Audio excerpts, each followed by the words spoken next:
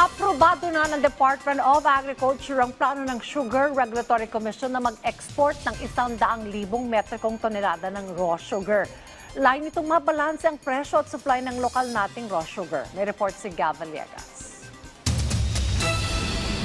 Umaaray ang tinderong si Manuel dahil nananatiling matumal ang bentahan ng asukal. Ayon sa kanya, noon pang Disyembre niya kinuha ang mga asukal na nakadisplay sa kanyang pwesto, ngunit hanggang ngayon, hindi pa rin ito nauubos. Sabi pa niya, hindi naging mabili ang asukal sa kanyang pwesto nitong nagdaang holiday season. Matumal nung 24 saka 31. Hindi katulad ng mga dati, medyo mabili. Sa daily monitoring sa Kamuning Market, mabibili sa halagang 88 pesos kada kilo ang refined sugar, habang 80 pesos kada kilo naman ang presyo ng brown sugar. Dahil marami ang supply ng asukal sa bansa, inaprubahan ng Department of Agriculture ang plano ng Sugar Regulatory Administration na mag-export ng 100,000 metriko tonelada na raw sugar sa Estados Unidos.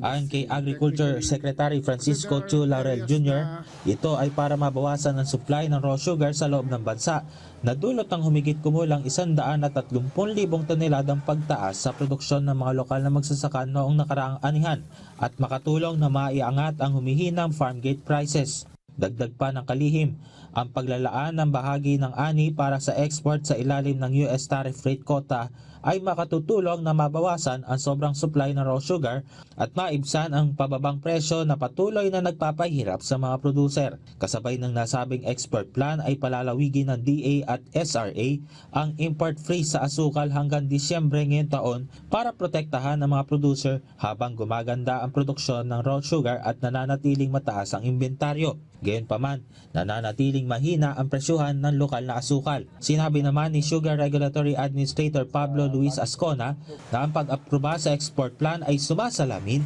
sa malaking pagtaas ng produksyon ngayong crop year at isang napapanahong hakbang para mabalanse ang supply at demand. Sinabi rin ni Ascona na halos dumoble na ang importasyon pagdating sa artificial sweeteners at iba pang substitute sa asukal na katumbas ng humigit kumulang 250,000 tonelada na raw sugar.